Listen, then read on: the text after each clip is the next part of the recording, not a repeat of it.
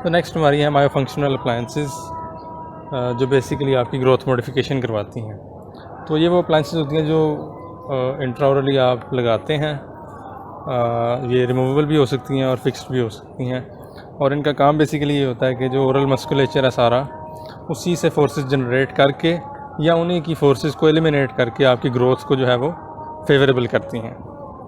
तो ये बेसिकली उसका आइडिया है कि वो क्या करती हैं। तो बेसिकली उनके दो प्रिंसिपल्स हैं, एक फोर्स एप्लीकेशन का प्रिंसिपल और एक फोर्स एलिमिनेशन का प्रिंसिपल है। तो फोर्स एप्लीकेशन वाली जो अप्लायंसेस हैं वो वाली अप्लायंसेस होती हैं जो जिसके अंदर जो कंपोनेंट्स लगे होते हैं वो मसल्स को स्ट्रेच करके उनकी फोर्स जो हो रही होती है जनरेट, उसको आपके दांतों पे या स्केलेटन के ऊपर ट्रांसमिट करते हैं। तो ये बेसिकली फोर्स अप्लाई कर रहे हैं, तो इसलिए इनका जो प्रिंसिपल है ये फोर्स एप्लीकेशन का है। तो दूसरी जो होती हैं वो बेसिकली आपका जो मस्कुलेचर है जो दांतों पे नॉर्मल फोर्स लगा रहा होता है उसको ब्लॉक कर देती हैं कि नॉर्मल फोर्स नहीं लगती फिर दांतों के ऊपर। तो वो जो प्रिंसिपल है वो आपका फोर्स एलिमिनेशन का प्रिंसिपल है। उसमें जिस तरह आपकी लिप बम्पर या वेस्टिब्यूल की शील्ड आ जाती है जो फ़र्ज़ कर लें कि आपकी चीक की फोर्स को दांतों पे नहीं लगने देगी, तो ये जो फोर्स एलिमिनेशन का प्रिंसिपल है ये दूसरा है जिस पे कुछ अप्लायंसेस काम करती हैं। तो यहाँ पे उसने लंबी चौड़ी एक क्लासिफिकेशन दी हुई है, तो सिर्फ इसको थोड़ा सा देख लेते हैं ऊपर से। तो उसमें सबसे पहले आपकी जो क्लासिफिकेशन है वो है कि रिमूवेबल हो सकती हैं, फ़िक्स्ड हो सकती हैं और सेमी फ़िक्स्ड हो सकती हैं। तो इसमें बिल्कुल डिटेल में जाने की ज़रूरत नहीं है। रिमूवेबल जो वो हैं जो उतारी जा सकती हैं, पेशेंट अपनी मर्ज़ी से जब चाहे उतार ले। फ़िक्स नहीं उतारी जा सकती हैं, और जो सेमी फ़िक्स्ड होती हैं उसमें कुछ कंपोनेंट्स फ़िक्स्ड होते हैं और कुछ नहीं होते। इसी तरह आपकी दूसरी प्रॉफिट की क्लासिफिकेशन है, वो पहली है उसमें जो हेड कैटेगरी है वो टूथ बॉर्न पैसिव अप्लायंसेस हैं, यानी उसमें कोई इसका पार्ट जो है वो टिश्यूज़ को कांटेक्ट नहीं करेगा। टोटल जो उसकी सपोर्ट है वो दांतों से ली जाएगी, और उसमें कोई एक्टिव कंपोनेंट नहीं लगा होगा, उसका इटसेल्फ कोई कंपोनेंट फोर्स नहीं लगा रहा होगा। सारी फोर्स जो लगेगी वो ओरल मस्कुलेचर के साथ से ही लगेगी। दूसरी टूथ बॉर्न एक्टिव अप्लायंसेस हैं, ये भी सिर्फ सपोर्ट टूथ से लेंगी, लेकिन इनके अंदर कोई ना कोई एक्टिव कंपोनेंट लगा होगा। स्प्रिंग हो सकता है, वो आपका स्क्रू हो सकता है, या इस तरह की कोई भी चीज़ लगी होगी। और तीसरी आपकी टिश्यू बॉर्न अप्लायंसेस हैं जो सिर्फ टिश्यू से आपकी सपोर्ट लेती हैं। फिर जो नेक्स्ट क्लासिफिकेशन है वो इसी तरह टीथ सपोर्टेड अप्लायंसेस, टूथ और टिश्यू सपोर्टेड अप्लायंसेस और वेस्टिबुलर पोजीशनड अप्लायंसेस। तो एक वो जो दांतों से सपोर्ट लेती हैं, एक दांतों और सॉफ्ट टिश्यू दोनों से लेती हैं, और एक पैसिवली आपकी वेस्टिब्यूल में पड़ी रहती हैं। ये तीन आपकी ये वाली क्लासिफिकेशन है। फिर based on transmission of force है, उसमें जो पहली ग्रुप की अप्लायंसेस हैं वो ये है कि they consist of appliances that transmit muscle force directly to teeth, यानी जो फोर्स लग रही है वो डायरेक्टली दांत पे आपकी जो है वो ट्रांसमिट कर देंगे। जिस तरह आपका लिप बम्पर होता है जो लिप की फोर्स को डायरेक्टली आपका जो है जो लोअर मोलर्स होते हैं उन पर ट्रांसमिट कर देता है। फिर ग्रुप 2 अप्लायंसेस जो हैं वो आपकी मैंडिबल को रीपोजिशन करती हैं, और उसकी फोर्सेस जो हैं वो आपके दांतों पे दूसरे स्ट्रक्चर्स पे लगती हैं। और तीसरी जो है वो भी मैंडिबल को रीपोजिशन करती है, लेकिन वो वेस्टिब्यूल में रह के यानी वो वेस्टिब्यूल में पड़ी होती हैं, पैसिवली पड़ी होती हैं। जो ग्रुप 2 वाली होंगी वो दांतों से सपोर्ट ले रही होंगी। और लास्ट जो क्लासिफिकेशन है वो मायोटॉनिक अप्लायंसेस और मायोडायनामिक अप्लायंसेस हो सकती हैं। जो मायोटॉनिक अप्लायंसेस हैं वो मसल मैस पे डिपेंड करती हैं, और मायोडायनामिक जो है वो मसल एक्टिविटी पे डिपेंड करती हैं। तो जो उसमें डिफरेंट कंपोनेंट्स लगे होते हैं वो उसने यहाँ पे थोड़े से बताए हैं, इससे पहले कि वो डायरेक्ट अप्लायंसेस का बताए। तो सबसे पहले उसने बाइट प्लेन्स बताए हुए हैं। बाइट प्लेन्स बेसिकली आपके मुख्तलिफ़ तरह के हो सकते हैं। एंटीरियर बाइट प्लेन हो सकता है, पोस्टीरियर बाइट प्लेन हो सकता है, फ्लैट बाइट प्लेन हो सकता है, इंक्लाइंड बाइट प्लेन हो सकता है, वो मल्टीपल टीथ के लिए हो सकता है और सिंगल टीथ के लिए हो सकता है। तो बाइट प्लेन का बेसिकली काम ये होता है कि उसने एक्लूजन को मतलब दांतों को नॉर्मल सीट नहीं होने देना होता, बाइट को ओपन करना होता है। तो जो आपके बाइट प्लेन्स पोस्टीरियरली देते हैं वो बेसिकली एंटीरियर बाइट ओपन करने के लिए देते हैं। आपने क्रॉस बाइट ठीक करनी हो तो उसके लिए, अदरवाइज़ अगर आपने पोस्टीरियर इंट्रूजन करवानी है थोड़ी सी तो वो भी उससे हो सकती है। और इंटीरियर बाइट प्लेन इसलिए देते हैं कि इंटीरियर इंट्रूजन करवानी हो अगर आपने, और डीप बाइट का केस हो तो उसमें आप देते हैं। तो ये उसकी थोड़ी सी इंडिकेशन है। बाकी जो फ्लैट इंक्लाइंड प्लेन है वो सिर्फ बाइट रेस करने के लिए होता है, और जो फ्लैट बाइट प्लेन है, और जो इंक्लाइंड बाइट प्लेन है वो आपका होता है यूजुअली आपके उसमें जो ट्विन ब्लॉक अप्लायंस होती है उसमें यूज़ होता है। वो अपर और लोअर में दोनों में इंक्लाइन होता है, तो दोनों स्लाइड करके फिर प्रॉपर सीट होते हैं मैंडिबल को आगे पोजीशन करने के बाद। तो ये बेसिक आइडिया है बाइट प्लेन क्या होते हैं। फिर आपकी शील्ड्स और स्क्रीन आ जाती हैं। तो शील्ड और स्क्रीन का बेसिकली काम ये है कि ये वेस्टिब्यूल के अंदर आपकी लगाई जाती हैं कि आपकी चीक्स या लिप्स की फोर्स को दांतों के ऊपर ना पड़ने दें। यानी इन्होंने दांतों के ऊपर जो आपकी चीक्स की तरफ से और लिप्स की तरफ से फोर्स लग रही होती है उनको शील्ड करके कहीं और ट्रांसमिट कर देना, दांतों पे नहीं पड़ने देना। तो अगर आपके कोई फॉर एग्जांपल लोअर लिप की बाइटिंग की हैबिट है जिसकी वजह से आपके जो लोअर इंटीरियर टीथ हैं वो रेट्रोक्लाइन हो रहे हैं, तो आप लोअर एरिया के अंदर एक शील्ड या लिप पैड लगा देंगे जो कि अब उस लिप बाइटिंग, एक तो लिप बाइटिंग को खुद भी प्रिवेंट करेगी वो अप्लायंस लगने के बाद, और दूसरा अगर वो करेगी भी तो वो जो फोर्स लिप की लगेगी वो उस अप्लायंस के थ्रू ट्रांसफ़र होकर पीछे वाले दांतों में मोलर्स पे यूजुअली चली जाती है, तो वो एंटीरियर दांतों पे उसकी फोर्स को लगने नहीं देगी। और फाइनली फिर आपकी कंस्ट्रक्शन या वर्किंग बाइट होती है। वर्किंग बाइट बेसिकली आपने देखना होता है कि जो आपकी अप्लायंस बन रही है उसका फंक्शन क्या है। फॉर एग्जांपल यूजुअली आपकी क्लास 2 के केसेस में जो फंक्शनल अप्लायंसेस बनती हैं वो आपके मैंडिबल को फॉरवर्ड पोजीशन करती हैं। तो ये जो अप्लायंसेस हैं ये एक बाइट लेने के बाद बनाई जाती हैं कि बाइट वो इस तरह लेते हैं कि इंप्रेशन लेने के बाद बाइट लेते हैं मैंडिबल को फॉरवर्ड पोजीशन करने के बाद, और वो देख लेते हैं कि इतना मैंडिबल फॉरवर्ड करवाना है हमने, और इस बाइट के हिसाब से दोनों जो कास्ट होती हैं इंप्रेशन बनने के बाद जो बनाते हैं उनको आर्टिकुलेट इस बाइट के हिसाब से करते हैं, और जब वो अप्लायंस बन के फिर पेशेंट के मुंह में लगती है तो वो उसी बाइट के हिसाब से पेशेंट का मुंह बंद करवाती है। तो ये उसका थोड़ा सा आइडिया है। अब फिर है कि केस सिलेक्शन क्या होनी चाहिए आपके जो मायोफंक्शनल अप्लायंस है उसके लगने के लिए केस सिलेक्शन क्या होनी चाहिए। तो सबसे पहले तो आ जाता है पेशेंट ग्रोइंग एज के अंदर होना चाहिए, यानी पेशेंट स्केलेटली ग्रो कर रहा हो। तो उसकी जो मतलब आइडेंटिफिकेशन है वो सिंपल है कि आपने या तो CVM देख लेना है सेफ के ऊपर, या फिर हैंड एंड रिस्ट रेडियोग्राफ करवा लें जिससे पता चल जाता है कि स्केलेटल मैच्योरिटी कितनी है, अभी ग्रोथ कितनी हो गई है और कितनी रहती है। तो ऑब्वियसली ग्रोथ स्पर्ट आने से पहले जो ग्रोथ मॉडिफिकेशन स्टार्ट की जाएगी उसके उतने अच्छे रिजल्ट्स आएंगे। फिर आपकी डेंटल कंसिडरेशंस हैं, तो आइडियली जो केस आपका सूटेबल होता है फंक्शनल अप्लायंस के लिए वो होता है जिसमें कोई ग्रॉस मैलक्लूजन ना हो, सिर्फ आपका मैंडिबल शॉर्ट है, कोई रोटेशंस नहीं है, कोई ज़्यादा क्राउडिंग नहीं है, तो वो सिर्फ आपका जो है फंक्शनल अप्लायंस की थेरेपी से ठीक हो जाएगा। लेकिन अगर उसमें कोई दूसरी प्रॉब्लम्स हैं तो उसमें या प्री थेरेपी जो फंक्शनल थेरेपी देनी है आपने, या पोस्ट थेरेपी आपको फिक्स्ड अप्लायंस लगा के उस जो भी उसकी प्रॉब्लम है उसको ठीक करना होगा। और फिर स्केलेटल कंसिडरेशंस है, नॉर्मली ये आपकी क्लास 2 के अंदर यूज़ होती है, यानी आपका मैंडिबल रेट्रोग्नेथिक है और मैक्सिला आपका नॉर्मल है या प्रोग्नेथिक है।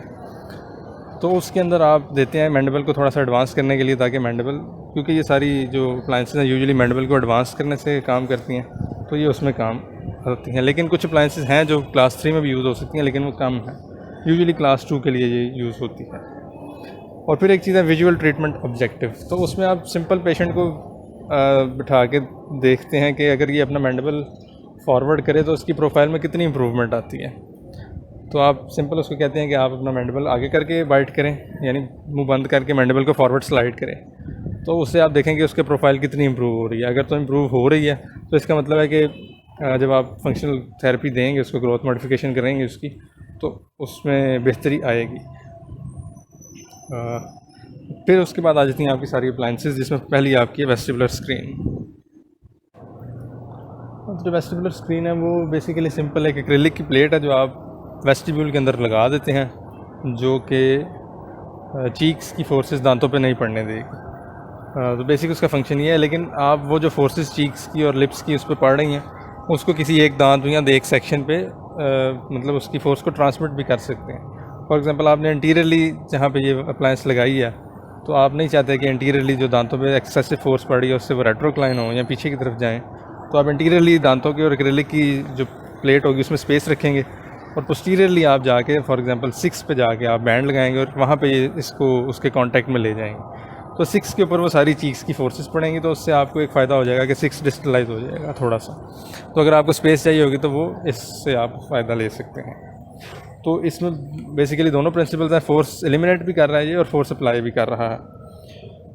हाँ, तो ये इसके डिफरेंट फंक्शंस हैं। आप माउथ ब्रीदिंग के लिए भी इसको यूज़ कर सकते हैं, डिस्ट ओक्लूजन से ट्रीट कर सकते हैं, मसल एक्टिविटी को ठीक करने के लिए यूज़ कर सकते हैं। डिफरेंट इसके जो फंक्शंस हैं। और दूसरा ये कि अगर आपके पेशेंट को टंग थ्रस्टिंग की हैबिट है, यानी वो टंग को दांतों के दरमियान लाके swallow करता है, तो आप उसमें ये करेंगे कि एक लिंगुअल साइड पे या पैलेटल साइड पे एक और एक्रेलिक की प्लेट लगा देंगे, जो एक्सेसिव टंग की फोर्सेस को दांतों पे नहीं पड़ने देगी। तो उसमें जो आपकी माइमैक्सिलरी प्रोक्लिनेशन होती है वो भी प्रिवेंट हो जाएगी। तो एक उसमें ये मॉडिफिकेशन है उसकी। तो फिर है कि इसको बनाते कैसे हैं। तो आपने सिंपल उसके इंप्रेशन ले लेने हैं, उससे कास्ट बना लेनी। कास्ट को उसकी नॉर्मल क्लूजन पे आर्टिकुलेट कर लेना है, और फिर आपने उसके ऊपर जहाँ से आपने रिलीफ देना है, यानी जहाँ पे आप चाहते हैं कि उसकी फोर्सेस ना लगें, तो वहाँ पे आपने वैक्स की 2 to 3 मिलीमीटर की लेयर लगा देनी है। फॉर एग्जांपल इंटीरियर रेट्रोक्लाइंड है ज़्यादा, और आप चाहते हैं कि अब चीक्स की और लिप्स की फोर्सेस उन पर ना पड़े, तो आप उसकी फैब्रिकेशन के दौरान इंटीरियर्स के ऊपर वैक्स लगा देंगे। अब वैक्स के बाद जब वो बन के आएगी, उसके ऊपर एक्रेलिक आ जाएगा, तो उतनी स्पेस पे एक्रेलिक नहीं होगा, यानी उस 2 to 3 मिलीमीटर में वो एक्रेलिक दांतों को टच नहीं कर रहा होगा। तो वहाँ पे आपकी रिलीफ देने के बाद बेसिकली वो जो फोर्स है वो एलिमिनेट हो जाएगी, दांतों पे नहीं लगेगी। तो ये सिंपल सा था आपकी वेस्टिबुलर स्क्रीन का। और फिर नेक्स्ट जो आपकी अप्लायंस है वो लिप बम्पर है। तो लिप बम्पर एक सिंपल सी अप्लायंस है, जो कि एक स्टेनलेस स्टील की वायर होती है थिक सी, जो कि आपके लोअर आर्च के लेबियली पास करती है सारे दांतों के आगे से, और इंटीरियरली दांतों के आगे उसको एक्रेलिक की एक शीट से रीइंफोर्स किया होता है बस, और पोस्टीरियरली 6 के बैंड्स में जाके वो लग जाती है। तो उसका फंक्शन ये है कि जो लोअर लिप की फोर्सेस आपके दांतों पे पड़नी होती हैं, तो वो जो एक्रेलिक का पैड आपने लगा दिया वायर के ऊपर, वो उनको दांतों के ऊपर नहीं पड़ने देगा, और वो सारी फोर्सेस वायर के थ्रू आपके 6 पे ट्रांसमिट हो जाएंगी। हाँ, तो इसका फंक्शन बेसिकली ये है कि अगर आपको लिप सकिंग की हैबिट है, लोअर लिप को आप बाइट करते रहते हैं, तो एक तो इससे वो प्रिवेंट हो जाएगी। उसकी जो एक्सेसिव फोर्सेस आपके टीथ पे पड़ के उनको रेट्रोक्लाइन करवा रही होती हैं, तो वो एक प्रिवेंट हो जाएगी। फिर अगर आपका हाइपर एक्टिव मेंटालिस मसल है, तो वो उसकी एक्टिविटी से आपके दांत जो हैं वो महफूज हो जाएंगे। दूसरा ये कि फिर ये एंकरेज को ऑगमेंट करेगा। फॉर एग्जांपल आप कर रहे हैं कोई ऐसी ट्रीटमेंट जिसमें आपने 4 को एक्सट्रैक्ट किया फॉर एग्जांपल, और आपने वो स्पेस क्लोज करनी है, और आप चाहते हैं कि 6 मीजिलाइज ना हो, तो ये आपके 6 को डिस्टली क्योंकि पुश कर रहे हैं, तो ये एंकरेज को ऑगमेंट करेंगे। और फिर ये मतलब अगर आपने डिस्टली मूव करवाना है 6 को, तो वो भी आप इस अप्लायंस से करवा सकते हैं। लेकिन अगर 7 इरप्ट कर जाएगा, फिर उसके डिस्टलाइज होने के चांसेस कम हो जाएंगे। तो ये सिंपल सा उसका है लिप बम्पर का। और फिर नेक्स्ट आपकी है एक्टिवेटर। हाँ, तो एक्टिवेटर थोड़ी सी डिफ़िकल्ट अप्लायंस है समझने के लिए, क्योंकि उसकी कोई एक तो आजकल क्लिनिकल उसका यूज़ कोई नहीं है, और उसकी एग्जांपल्स कम मिलती हैं।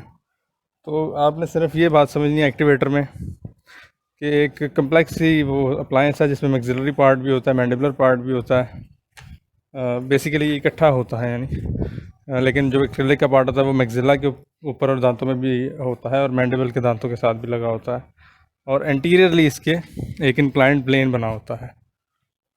वो इंक्लाइंड प्लेन इस तरह की शेप का होता है, जो आपके मैंडिबल को गाइड करता है कि इस इंक्लाइंड प्लेन से स्लाइड होता हुआ सारा मैंडिबल आगे जाके बंद होगा, जितना आपने उसको प्रोक्लाइन करवाना है, यानी जितना आपने मैंडिबल को फॉरवर्ड मूव करवाना है।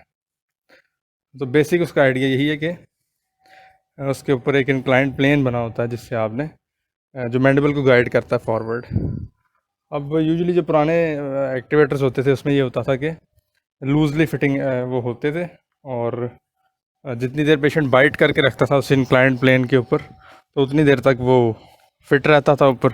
जैसे ही पेशेंट लूज़ करता था या मैंडिबल पीछे लेके आता था, तो वो ऊपर से लूज़ होकर गिर जाता था एक्टिवेटर जो होता था। तो पेशेंट को दोबारा मैंडिबल को फॉरवर्ड स्लाइड करके उसको बंद करके रखना पड़ता था। तो ये उसकी बेसिक अप्लायंस थी कि आपको बंद करके ही रखना पड़ता था। अब थोड़ी सी उसमें मॉडिफिकेशन हो गई है, उसमें एडम्स क्लास पे ऐड कर दिए हैं, तो उसमें थोड़ी सी रिटेंशन आ गई हुई है। तो इसकी वो डिफरेंट मॉडिफिकेशंस के साथ आप क्लास 1, क्लास 2 और क्लास 3 तीनों तरह की जो मैल ओक्लूजन है वो इससे डील कर सकते हैं। लेकिन क्लास 2 ही बेसिकली ज़्यादा यूज़ होती है। तो एडवांटेजेस इसके वही हैं कि एक तो ये ग्रोथ को जो है यूज़ करके आपकी मैलेक्टोनिन को ट्रीट करेगा। दूसरा ये कि इसके में जो विज़िट्स हैं उनमें आप काफ़ी वक्फा रख सकते हैं और एक विज़िट के अंदर आपको ज़्यादा एडजस्टमेंट्स नहीं करनी होती, तो जल्दी से विज़िट ख़त्म हो जाता है। और डिसएडवांटेजेस यही है कि एक तो आपको ग्रोइंग एज के अंदर यूज़ करना पड़ेगा, मतलब अगर पेशेंट की एज गुजर गई है तो ये यूज़ नहीं हो सकता। और दूसरा कि अगर माइनर कोई रेगुलरिटीज़ और हैं, क्राउडिंग वगैरह है, तो वो सिर्फ इससे ठीक नहीं होगी, इसके बाद फिक्स फंक्शनल आपको अप्लायंस देनी पड़ेगी। तो जो इसका मोड ऑफ एक्शन है वो बेसिकली ये है कि जब आप मैंडिबल को फॉरवर्ड इंक्लाइंड प्लेन के ऊपर से पुश करके बंद करेंगे मुंह, तो वो सारे सॉफ्ट टिश्यूज़ और मसल्स को जो है वो पुल करके रखेगा फॉरवर्डली। तो उसकी वजह से एक तो आपके मैंडिबल की ग्रोथ होगी फॉरवर्ड, और ऑब्वियसली जब आपका मैंडिबल इंक्लाइंड प्लेन के ऊपर स्लाइड होके मतलब नॉर्मल पोजीशन तो वो उसकी नहीं होगी ना, यानी वो एंटीरियरली जाके बंद हुआ हुआ, तो वो अप्लायंस को, ऊपर वाली अप्लायंस को पोस्टीरियरली पुश कर रहा होगा, तो वो सारी फोर्स जो है वो आपके मैक्सिला पे पड़ेगी और बेसिकली जो मैक्सिलरी ग्रोथ है वो भी थोड़ी सी रुक जाएगी।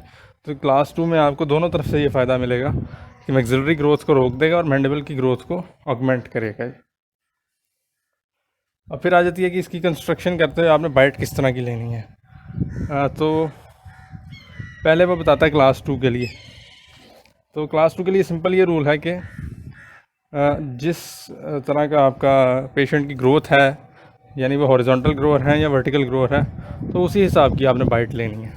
अगर हॉरिजॉन्टल ग्रोअर है पेशेंट तो आपने एंटीरियरली उसको ज़्यादा स्लाइड करके, मतलब मैंडिबल को प्रोट्रूड करके बाइट लेनी है, और वर्टिकली उसको ज़्यादा ओपन नहीं करना। तो ये वाला जो एक्टिवेटर बनेगा इसको एच एक्टिवेटर कहते हैं, यानी हॉरिजॉन्टल एक्टिवेटर आप कह रहे हैं बेसिकली। और अगर वर्टिकल ग्रोअर है पेशेंट तो फिर उसमें आप प्रोट्रूड ज़्यादा नहीं करवाते मैंडिबल को, जबकि थोड़ी सी बाइट ओपन ज़्यादा करवा देते हैं बाइट के अंदर।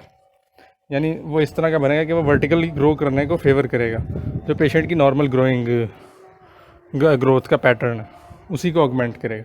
तो ये वाला वी एक्टिवेटर यानी वर्टिकल एक्टिवेटर हो जाएगा। फिर आपके ओपन बाइट के लिए आ जाते हैं। उसमें आपने फॉरवर्ड स्लाइड नहीं करवाना होता, सिर्फ ओपन करवा देना होता है। और जो आपके क्लास 3 के लिए होते हैं उसमें जो मोस्ट फेवरेबल पेशेंट के लिए होती है स्पेस जिस पे वो रिट्रूड करके रख सके, तो उसमें आपने रखना होता है उसको। तो उसमें फैब्रिकेशन के स्टेप्स सारे सिंपल हैं, सिर्फ बाइट आपने उसकी जितना मैंडिबल उसने आगे पीछे करना है, जिस हिसाब से आपने ट्रीटमेंट करनी है उस हिसाब से बाइट ले लेनी है आपने, और उसको आर्टिकुलेट करके आपने उस आर्टिकुलेशन के हिसाब से ये जो सारी अप्लायंस है ये बना देनी है। तो उसके बाद आपने पेशेंट को बता देना होता है कि ये अप्लायंस इस तरह काम करेगी, इतनी देर लगेगी, इसको इस तरह पहनना है, इस तरह उतारना है। तो जब ये बेसिक पूरी अप्लायंस बन जाती है तो उसके बाद आपने इसकी ट्रिमिंग करनी होती है। डिपेंड करता है कि आपने कौन सी मूवमेंट करवानी है दांतों की, उस हिसाब से आप कुछ जगह पे एक्रेलिक लगा रहने देते हैं और कुछ जगह पे एक्रेलिक रिमूव कर देते हैं। तो अगर आपने एंटीरियरली दांतों को इंट्रूड करवाना है तो बेसिकली आप उसकी इंसाइजल एजेस के ऊपर एक्रेलिक को लगा रहने देते हैं। इसी तरह अगर आपने इंटीरियर दांतों को एक्सट्रूड करवाना है तो उसके जो इंसाइजल एजेस हैं वहाँ से आप एक्रेलिक को रिमूव कर देंगे और जो सर्वाइकल पोर्शन है वहाँ पे एक्रेलिक को लगा रहने देंगे। फिर पोस्टीरियर्स पे आ जाए तो पोस्टीरियर्स को अगर इंट्रूड करवाना है तो आप ऑब्वियसली उसकी इंसाइजल एजेस को लोड कर देंगे। अगर एक्सट्रूड करवाना है तो आप उसकी इंसाइजल एजेस को लोड नहीं करेंगे। अगर एंटीरियर्स को आपने प्रोक्लाइन करवाना है तो सारी उसकी जो पैलेटल साइड है उस पर आप एक्रेलिक लगा देंगे। यानी जब वो फोर्स लगाएगी तो इस एरिया पे जहाँ जहाँ एक्रेलिक लगा होगा वहाँ पे ये फोर्स लगेगी। तो अगर आपने एंटीरियर्स के सारे पैलेटल एरिया पे एक्रेलिक रखा हुआ है तो पैलेटल एरिया पे फोर्स लगेगी और वो प्रोक्लाइन हो जाएंगे। अगर प्रोक्लिनेशन रोकनी है तो फिर पैलेटल एरिया को आप एक्रेलिक से लोड नहीं करेंगे और आगे एक्टिव लेबियल बो दे देंगे। इसी तरह आप आर्च की एक्सपेंशन करवा सकते हैं, यानी आप लोअर टीथ के बकली एक्रेलिक को रखेंगे अपर टीथ के पैलेटली, तो अपर टीथ के पैलेटली वो पुश करेगा और आर्च एक्सपैंड हो जाएगी। और इसी तरह मीजियलाइजेशन और डिस्टलाइजेशन भी करवा सकते हैं। अगर आप दांतों के मीजियली सारा एक्रेलिक लोड करेंगे तो वो ऑब्वियसली पीछे की तरफ फोर्स लगाएगा डिस्टलाइज करने के लिए, और अगर डिस्टली लगाएंगे तो वो मीजियलाइज करने के लिए मीजियली फोर्स लगाएगा। तो ये आपका सारा था एक्टिवेटर।